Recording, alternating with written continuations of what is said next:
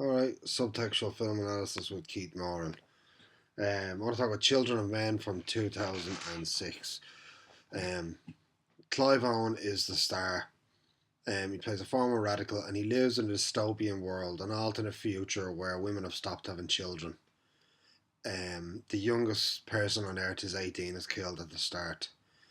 As I said, he's a former radical, social justice warrior, activist, uh, whatever moniker activates your imagination in the story, and he meets up, or he's thrust back into the world of Moore, who's remained involved in the activism, and she has a secret on her hands. I'm deliberate to tell you about that now because it's such a fantastic film, and if you went in without knowing it, you'd be gobsmacked. And he has a world-changing, like earth-shattering secret of global consequences. You know, Thanos level of secrecy.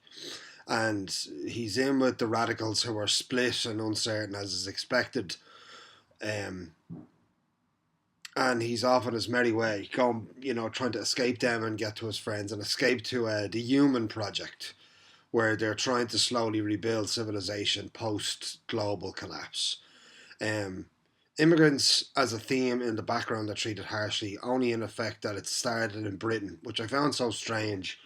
Today, the idea of women not having children, which has just become a cultural norm for one difference or another, either work choice or not pairing off, and anti-immigrant sentiment. It's a peculiar film because at the end it seemed to be there was loads of Muslims clashing with the kind of indigenous population, which echoes so much about today. I mean, it's set in the year 2027, which is just a spoonful around the corner. So it was great, and it can be great for film to kind of evoke an idea in your head about today in its, the ideas from a film from the past doing that, glimpsing into the future and not getting it right. It's based on a novel by P.D. James. Clive Owen is fantastic. He's the world's smallest movie star, I think. He should have been James Bond, but apparently he was linked to it, but he wasn't into it. I'm not too sure. Nobody ever truly knows what goes on there. But it's an absolutely fantastic science fiction film. And Michael Caine shows up, Chalitia Efajor, Charlie Hunnam is in the background with dreadlocks as playing an asshole. He's actually quite effective in it, actually.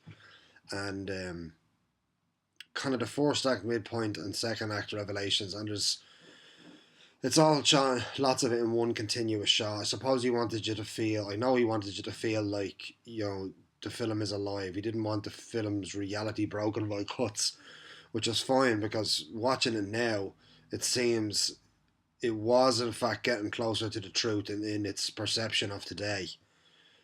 A couple of sequences are done really good, transforming drama and adding it to a one singular take. And there's absolute moment of breathtaking cinema where the hero and the young girl he's protecting walk down the stairs and out through the kind of abandoned building, and the whole place just stops. All the soldiers stop the fighting in amazement. And it really is just top class cinema. And quite breathtaking, even at home. A small television in a box bedroom, this will knock you out. This is one you absolutely have to see. I can't recommend it enough. Alright. Look, that's enough for me. On to the next film. Talk to you soon. Like and subscribe and all that.